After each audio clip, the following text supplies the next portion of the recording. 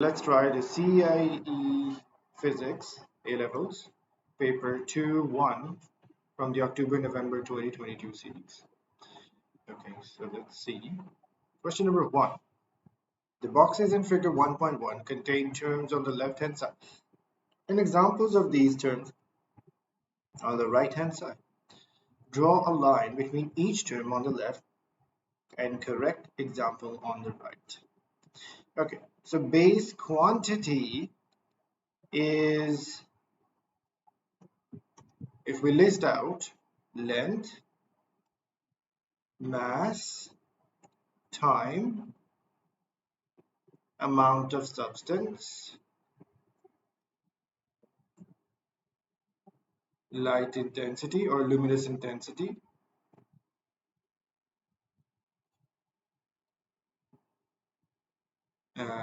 current, and absolute temperature. Okay, so this electric current is the base quantity. Okay, and then base unit, the unit for mass, kilogram. Derived quantity. Now, derived quantity is the force that is made up of mass, time, and length. And then derived unit is the coulomb. Okay, that is the Q is equal to IT basically. Units AS. Okay, a set of experimental measurements is described as precise and not accurate. State what is meant by precise. So precise readings are those which are relatively close to their mean value or true value, or the data have very small variation from the mean value, okay, or the data has less spread, they have a small range, okay. So any one of these, okay. So data has less spread, the measurements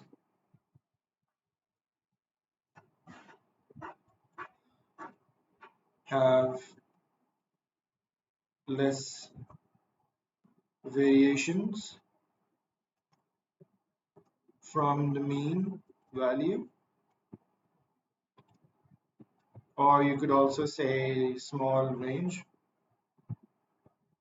Measurements have small range, less small spread, less variance also, you could also say that. Not accurate, so that means the mean value of the measurements is not close to or does not lie near the true value. Okay, so mean value of measurements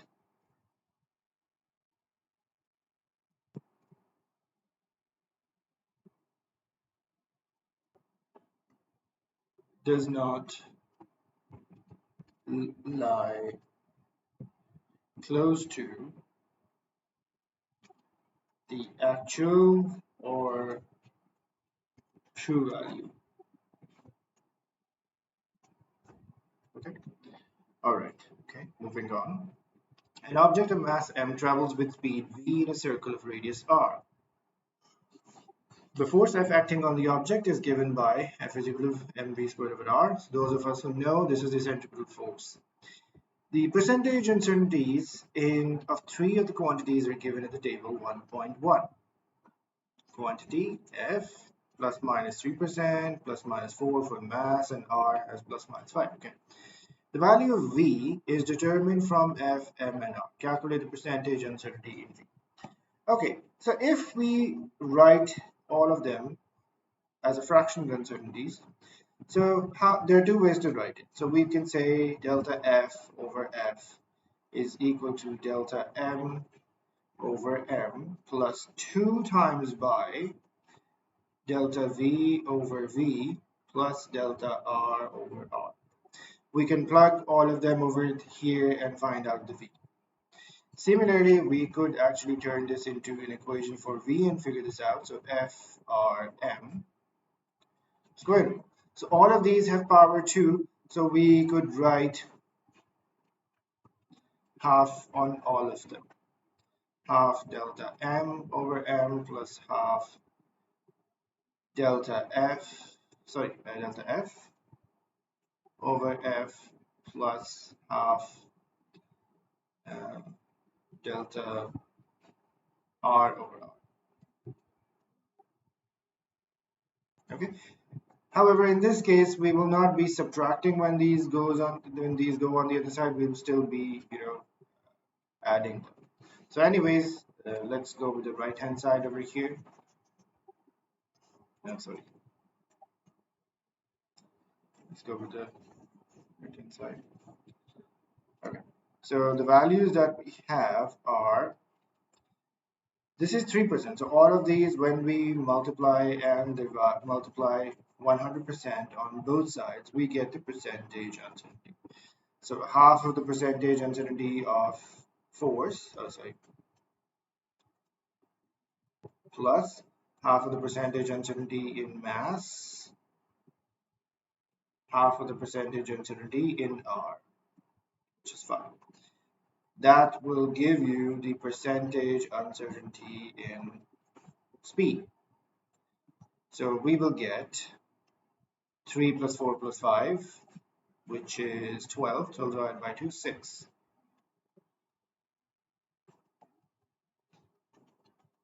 6%. Okay, all right. Then we have the value of V is 15 meter per second. Calculate the absolute uncertainty in V. Okay.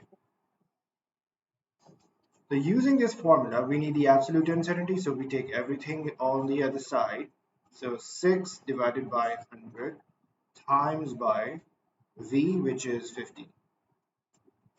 So 15 times by 6 divided by 100, we get 0.9. So 0.9 meter per second. This is already in one significant figure, so we don't need to worry about this. Okay, moving on.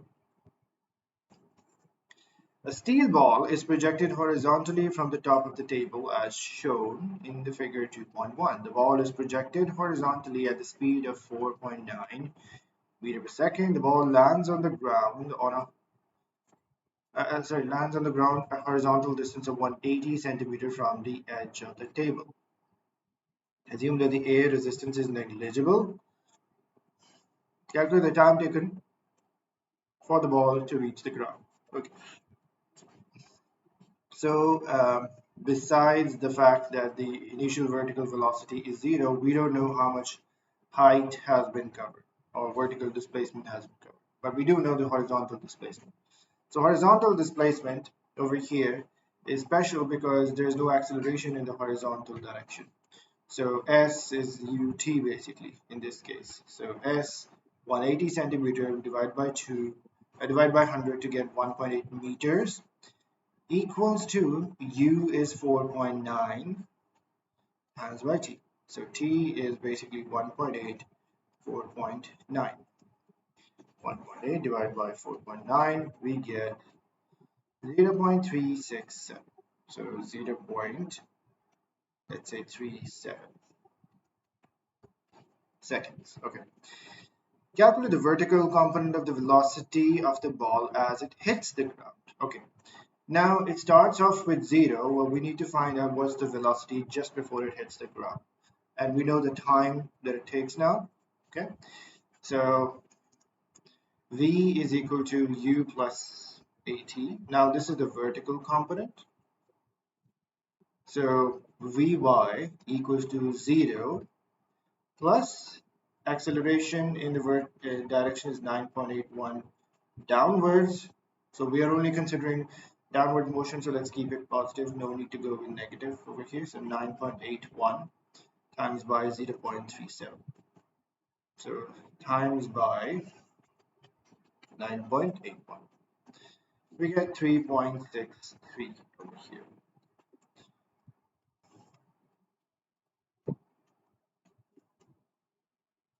Okay, so two significant figures if you want to preserve. So 3.6. Okay, right. Determine the magnitude and angle to the horizontal of the velocity of the ball as it hits the ground. Okay, all right. So basically, 4.9 meters per second is the same as it is. Then we have this 3.6, right? So we need to know the resultant velocity and its angle to the horizontal, right? So resultant velocity and its angle. So resultant velocity is basically just the sum of squares and square root basically. So 4.9 squared plus 3.6 squared, we get 6.1.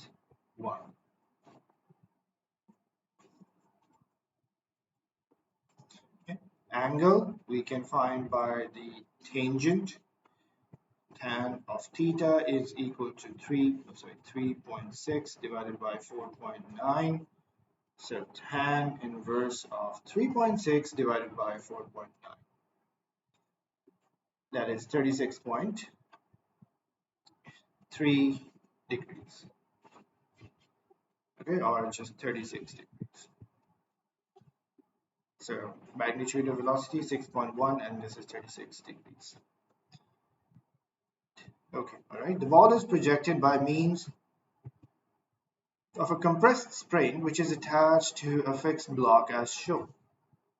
Okay, the ball is placed on a frictionless track in front of the spring. The ball is then pulled back so that the spring has a compression of x naught. When the spring is released, the ball is projected at a horizontally as shown. Okay, the variation with compression x of the applied force F for the spring is shown. The ball is a uniform sphere of steel of diameter 0.016 meters and mass. Let's calculate the density of the steel. So we would do rho is equal to mass over volume. Mass is 0.017 divided by volume of a sphere is 4 over 3 pi r cubed. Okay, so 4 over 3 pi r, we can write it in the form of diameter, d over 2 cubed. Yes. So we have 0.016 divided by 2 cubed. We get this value. Okay, so 2.144410 raised to the power minus 6. So 0.017 divided by answer, we get 7926. So we can write it in some significant figures, two significant figures over here. So 7 approximately equal to 7,900 kilograms per meter cubed. So 79. Okay. All of the elastic potential energy in the spring is converted into kinetic energy of the ball. The speed of the ball as it leaves the spring is this. Show that the maximum elastic potential in the spring is this. Okay, so maximum potential energy is equal to maximum change in kinetic energy. So maximum change in potential energy, we actually need to figure this out, and kinetic energy is half, mass is 0.017, V is 4.9 whole squared. So 4.9 times by 4.9 times by 0.017 divided by 2. We get 0.204, which is approximately to 0.20. And we have shown joules. Okay. Use figure 2.4 to determine the spring constant K of the spring. So in the force extension graph, we know that this K is given by the gradient of force extension graph. Okay, so we just need to figure out. So one point is 0, 0 because it's directly proportional. But now we just need to figure out or locate another point, some clear point. I think this last point is fairly easy to deduce. This is at 10 centimeter and this is 6.2, no, sorry, 6.4, 6.4 newtons. Okay, all right. So we have K is equal to 6.4 minus 0, and that was, sorry, 10 centimeter, so that is 0.1 meters minus 0. So 6.4 divided by 0.1 is 64 Newton per meter. Okay. Use your answer in B3 and the value of energy given in B2 to determine the compression x of the string. Okay, so this is also straightforward. So we have the change in potential energy is equal to half k x naught squared. X naught was the maximum compression. So that was 0.2 equals to 1 over 2, 64 x naught squared. So x naught squared will be equal to 2 times by 0.2 divided by 64, and then finally we will do that divided by, and then we will take the square root.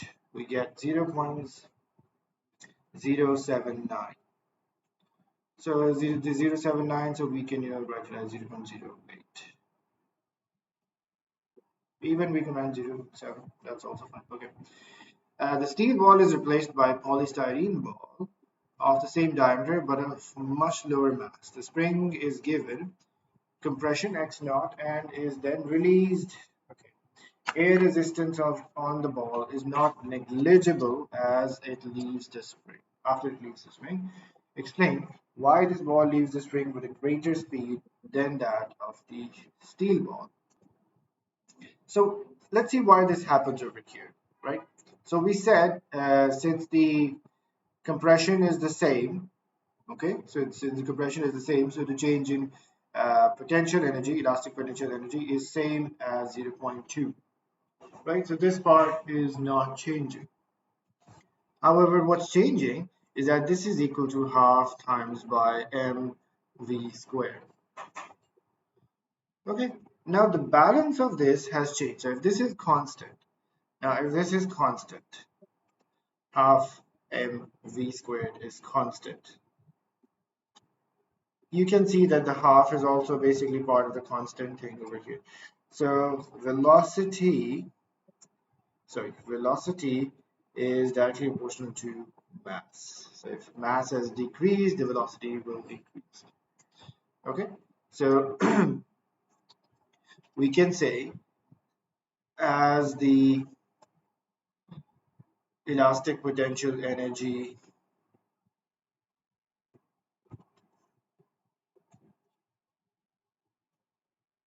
change, elastic potential energy is the same, conversion into total kinetic energy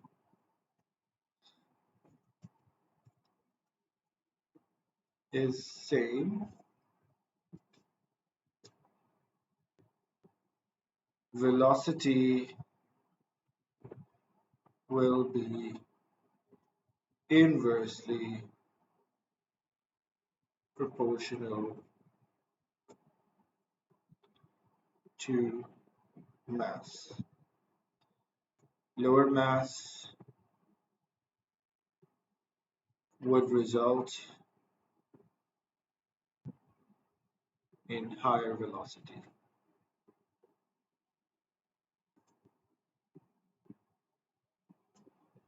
Okay, or greater speed, sorry. Why this ball takes a longer time to reach the ground than the steel ball? Okay, this is due to the air resistance basically. So air resistance is acting upward, weight is acting downwards. So due to the air resistance, the acceleration will not be the same. Okay, so acceleration of ball will be lower due to non-negligible air resistance. Okay, therefore it will take longer, or it will take more time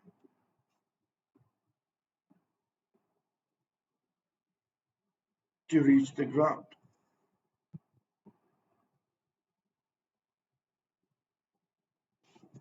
Okay, all right. Moving on. Define power. So basically, power is the rate of change of energy or rate of work done. So rate of change of energy or rate of energy transfer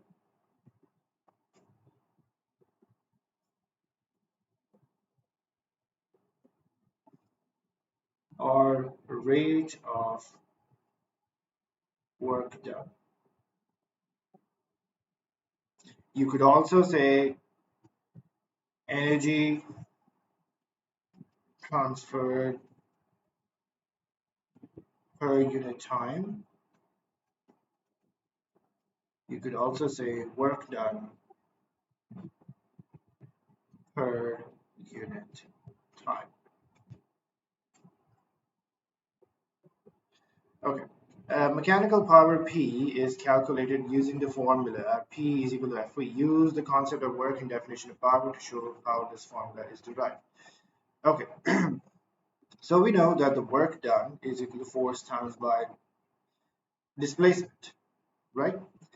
Uh, Therefore, so if let's write it also just to make sure that we understand this.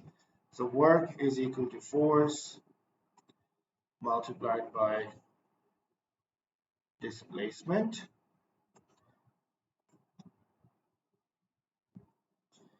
Then when we divide by this, when we divide it by time,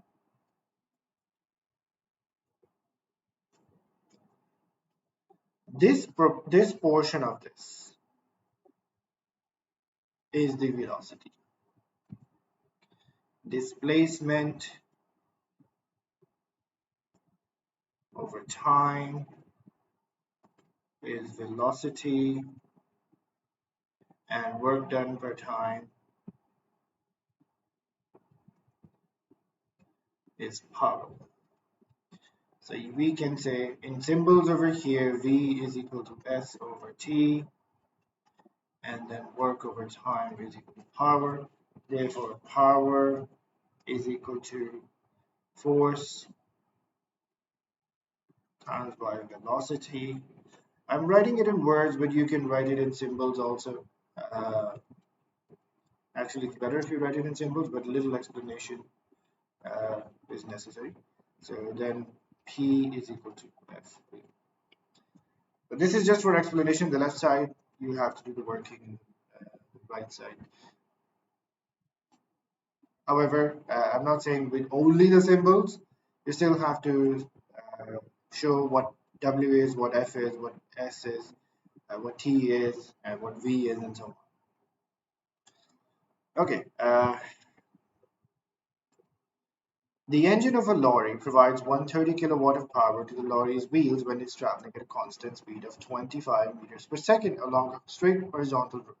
Show that the resistive force opposing the forward motion of the lorry is 5,200. Okay, so basically what's happening over here is that the engine is providing some forward force and we have a resistive force opposing this. So this is resistive force, this is some driving force. Since it is moving at a constant speed, we have force is equal to, the driving force is equal to resistive force. So work done over here, work done by the resistive force is opposed by the work done against the resistive force. Okay, so we can basically just simplify that. So power is obviously that would translate into power as well. So power lost against the resistive force. FV, that would be equivalent because the work done by the driving force is the same as work done against resistive force. So power was 130 kilowatts, sorry.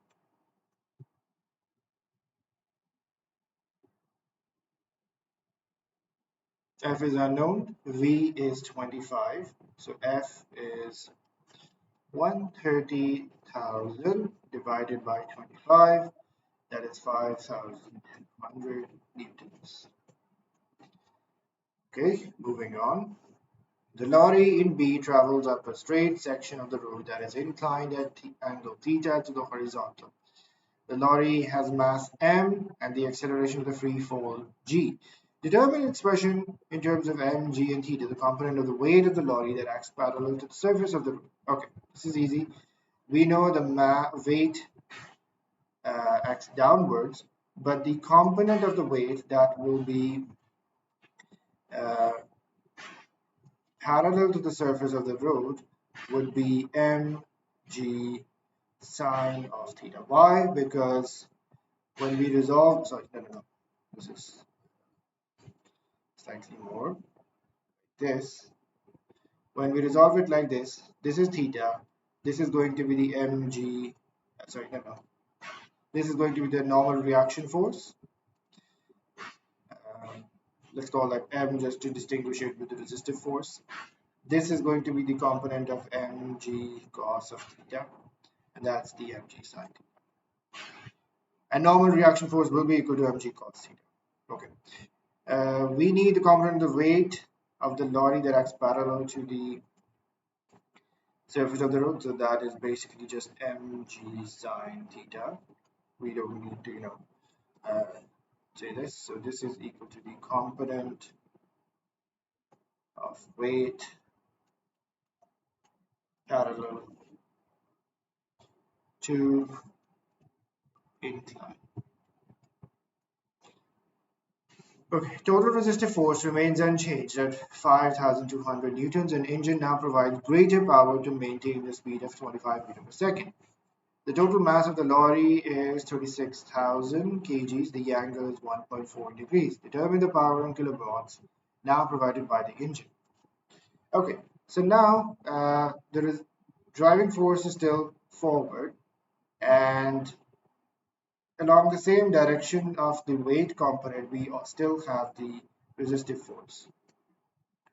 Okay, so what simply happened, why we need a larger power or a higher driving force is because the component of weight is also, uh, acting opposing to the driving force. Okay, so basically it's work done against the gravity also, or the component of the gravity over here, and the resistive force also. Okay, so we know what the power provided when it was just 5,200, but let's say how much work is done or how much power is being used against the component of gravity. So power lost against component of weight, that is going to be force multiplied by V, right? But this time this force is mg sine theta. So m is mg sine theta times by V. So mg is 36,000,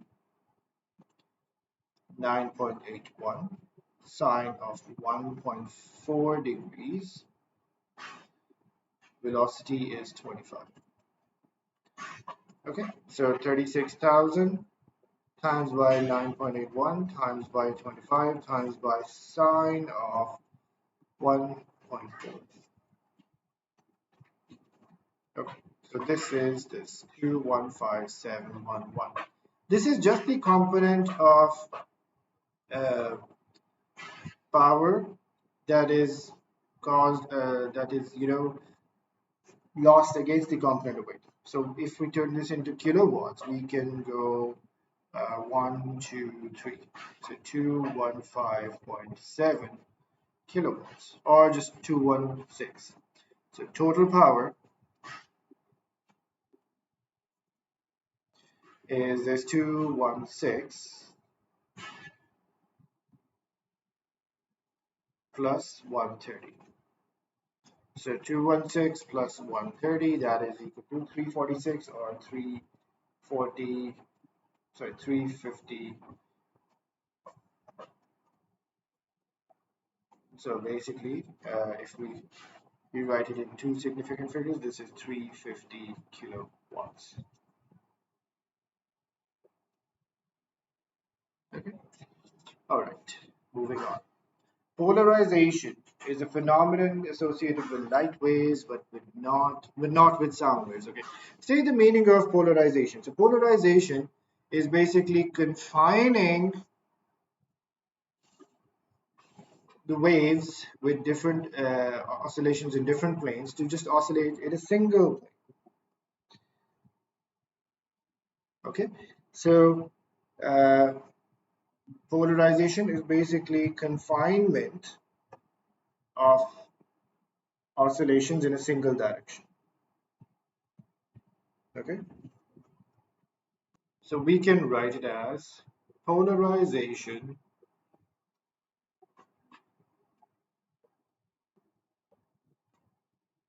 restricts or confines the oscillation of a wave in a single plane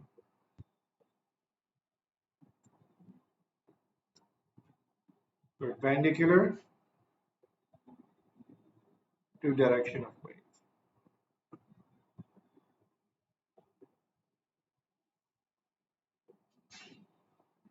Okay. State why light waves can be plane polarized but sound waves cannot. Okay. So basically it's just the difference between transverse and longitudinal. Sound waves are longitudinal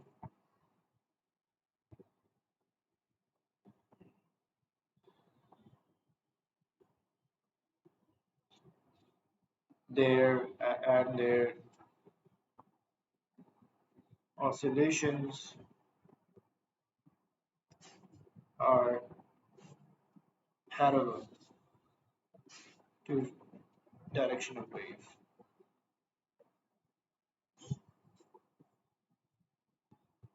Transverse waves, so light waves are transverse,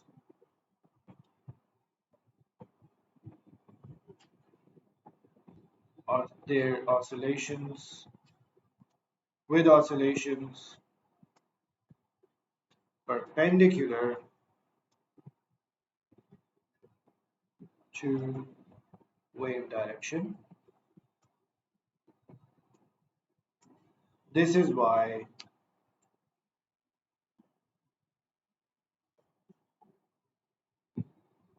light waves can be polarized, but sound cannot.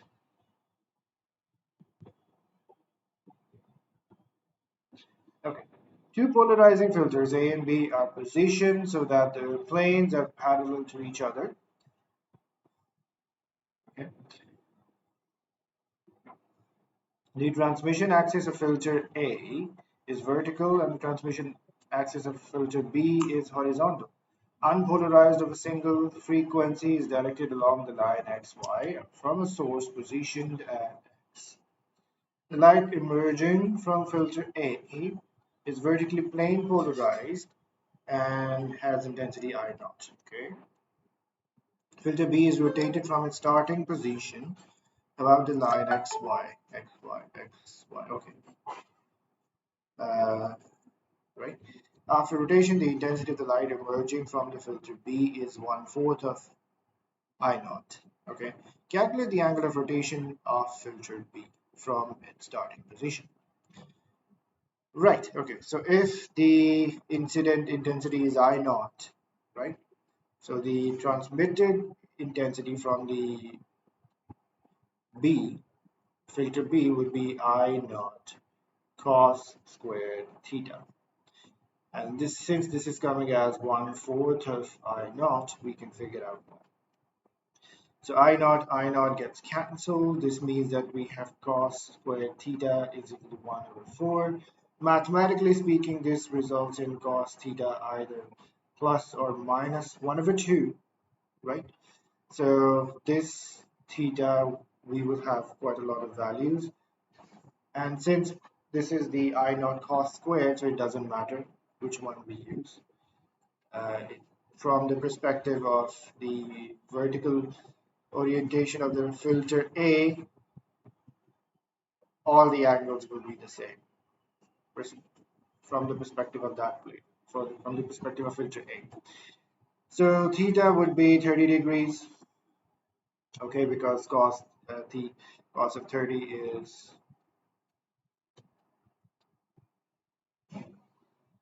oh, sorry, my bad. This is 60. That's sine 30, my bad. And another time it happens that is at 300, which is exactly going to be the same. We can also take the minus components also. That will be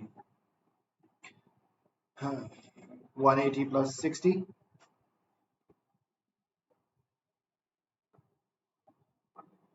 240. Basically, that's it. So 180 minus 60 also we could take 120. All of these are from the perspective of the plane of A, it's going to be the same. So theta 60 degrees, 120 degrees, which is also again 120 degrees from the A. Let's say, for example, we are rotating this, okay, we are rotating this way. So 120 degrees would be over here, okay? And this is, 60 degrees, sorry, 60 degrees would be this way, okay? Then we have the 240. 240 would be somewhere over here. This would be 240. That's same angle. And again, 300 would be going this way. Again, from the perspective of this plane angle, that would be the same. The 60 degrees is all we need to write. Okay. A microwave of intensity I naught and amplitude A naught meets another microwave of the same frequency and of intensity 1/4 of intensity, traveling in the opposite direction. Both microwaves are vertically plane polarized and superposed when they meet. Explain without calculation why these two waves cannot form a stationary wave with the zero amplitude as its nodes. Okay. So simply because when we want zero amplitude at its nodes, we need the amplitudes to be the same of the two waves. So amplitudes of two waves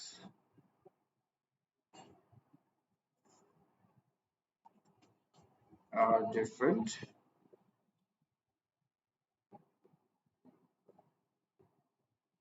causing their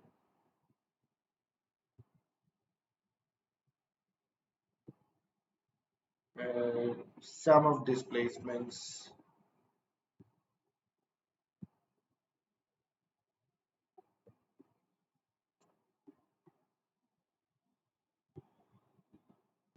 to have different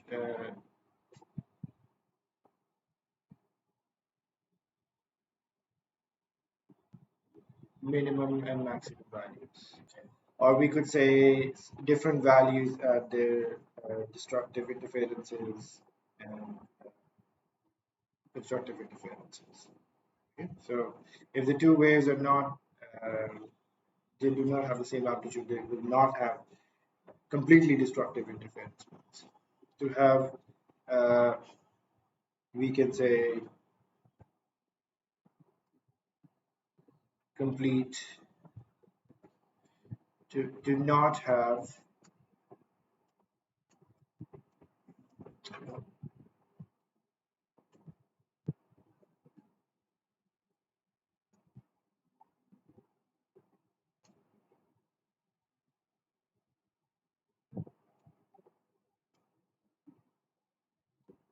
points, interference points.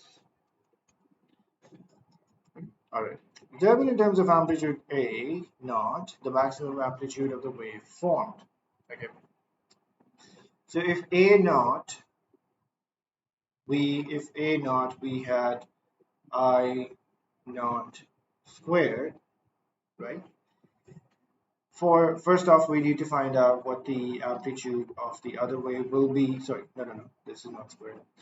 For the other wave, for the 1/4 of I naught. So 1/4 of I naught, let's see how much amplitude will this be. So A squared is equal to 1/4, because this I naught will get cancelled. So 1/4 of A naught, sorry, A naught squared. Okay, so this is the amplitude, right? So basically amplitude will be 1/2 of A naught. Okay, so amplitude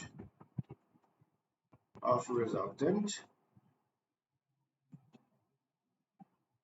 maximum amplitude of resultant, would be A naught plus 1/2 of A naught. That is just going to be 3/2 of A naught.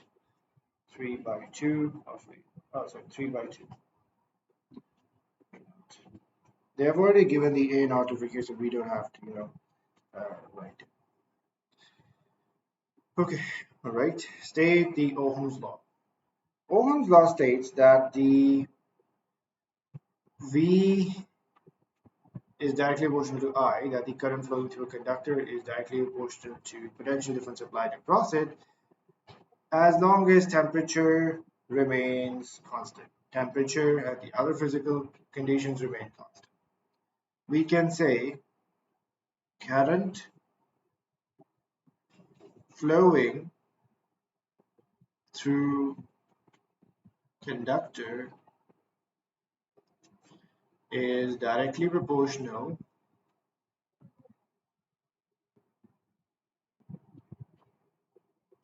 to potential difference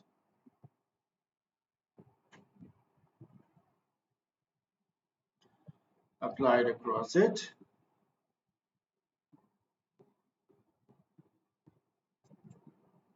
given that temperature and other physical constants, or sorry, physical conditions remain constant.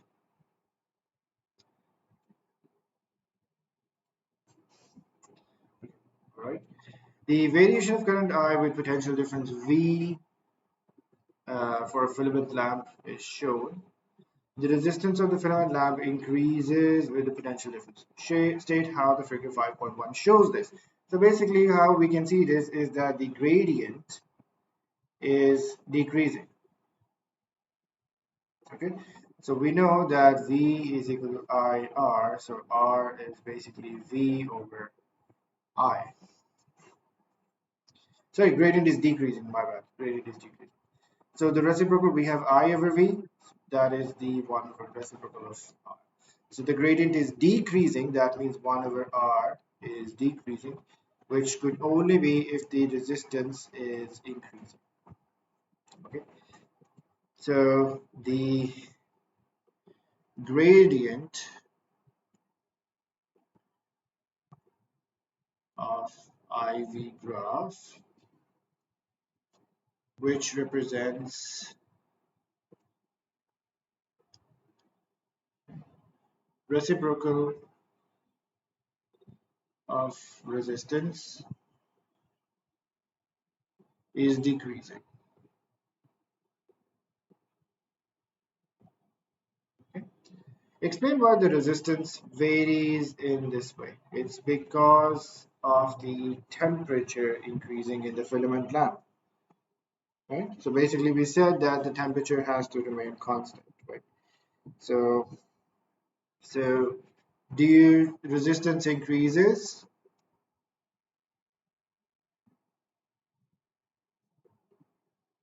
due to the heating effect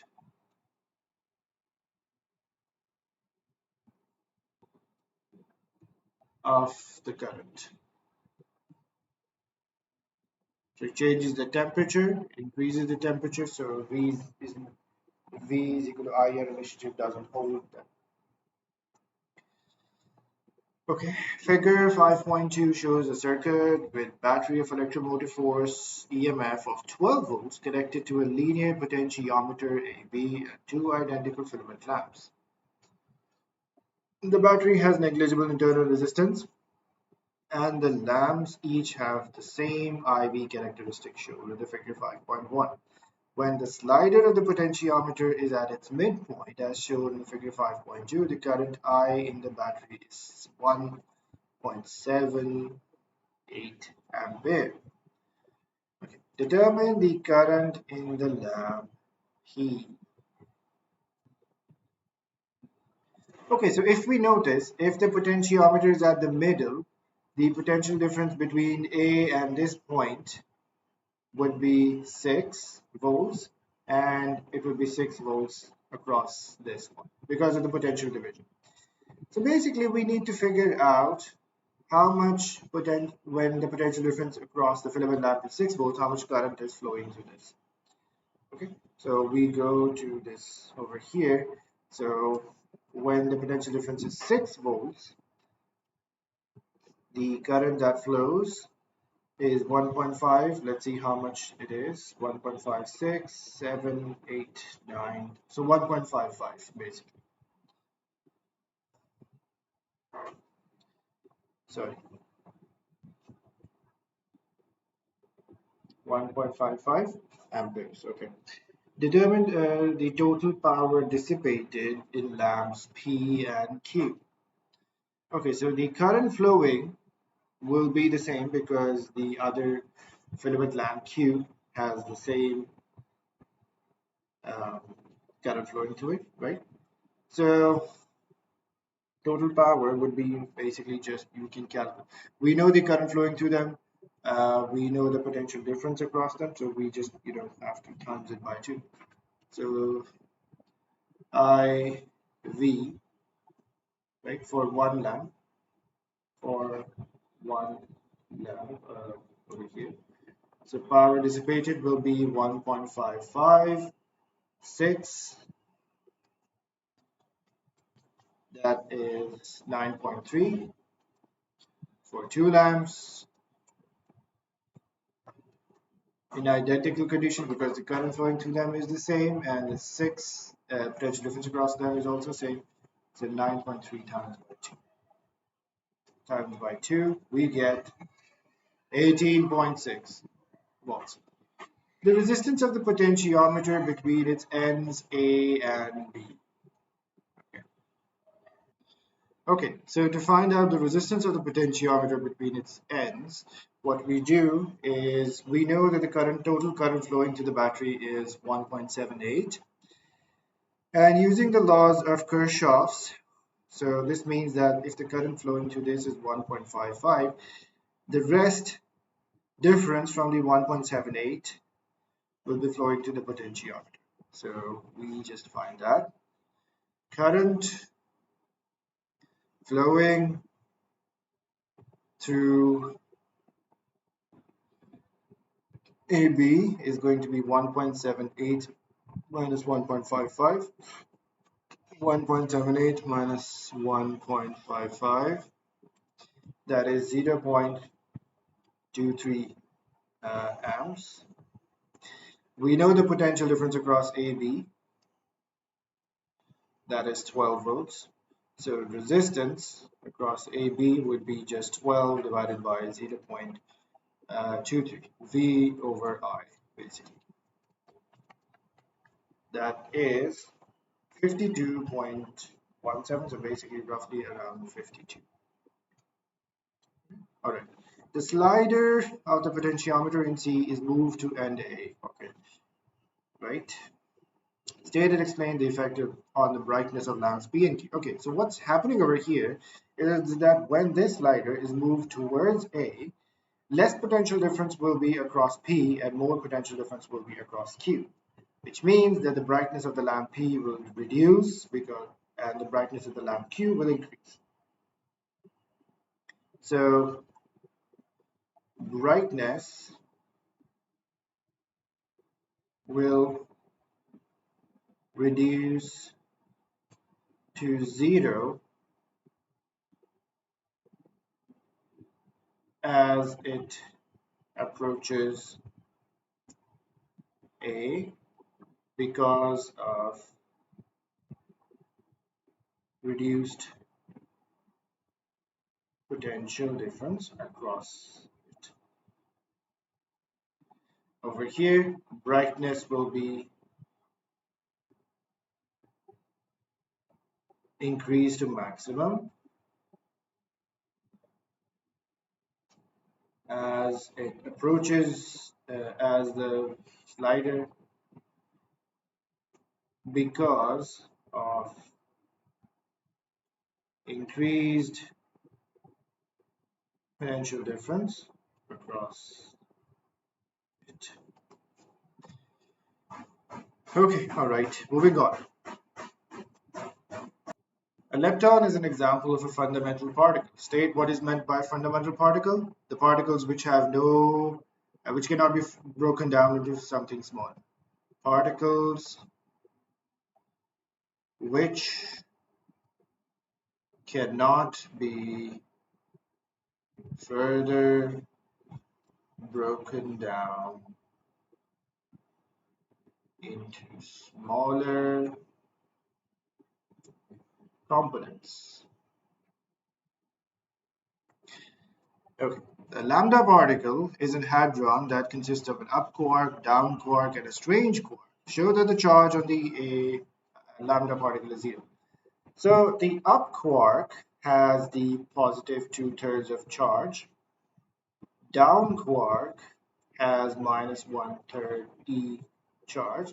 And a strange quark has also minus 1/3 E charge. So when you add all of this combined, we get 0 charge. That's it. That's all we have to show.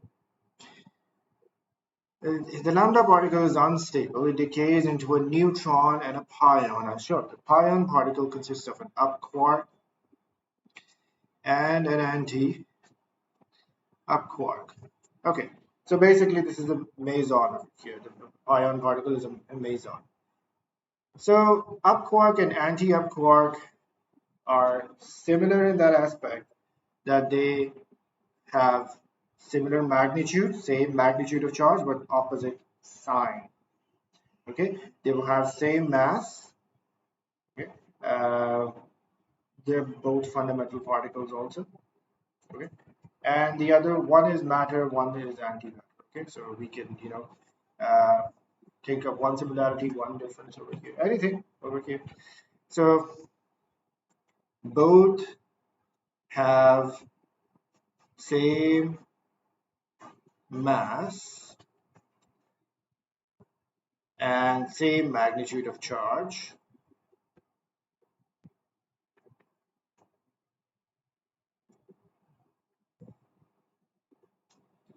but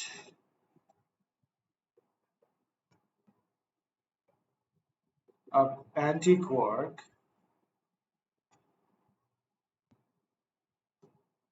has opposite sign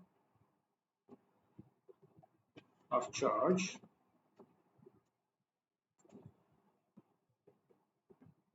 and is antimatter,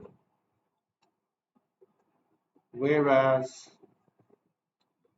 a quark is matter particle. Okay. Explain why the neutron is classed as baryon and pion particle is classed as a meson. Now this is simple. Baryons are three matter quarks and mesons are composed of one quark and one anti-quark, basically. So baryons have, or baryons consist of, or baryons are composed of three quarks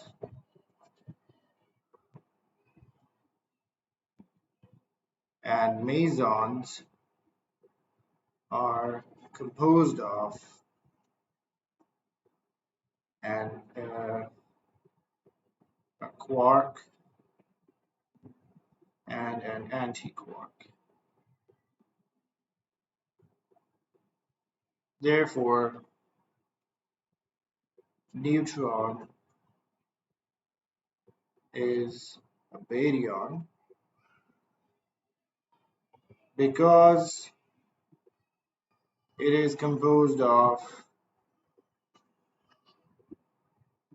two up quarks. Sorry, no, two down quarks and one up quark of an up quark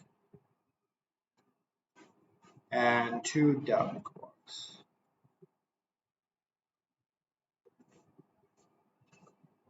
Whereas pion is composed of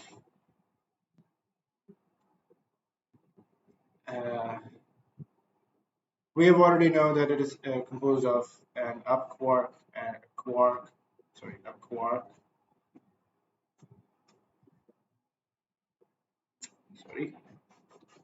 and anti-quark. So it's a meson.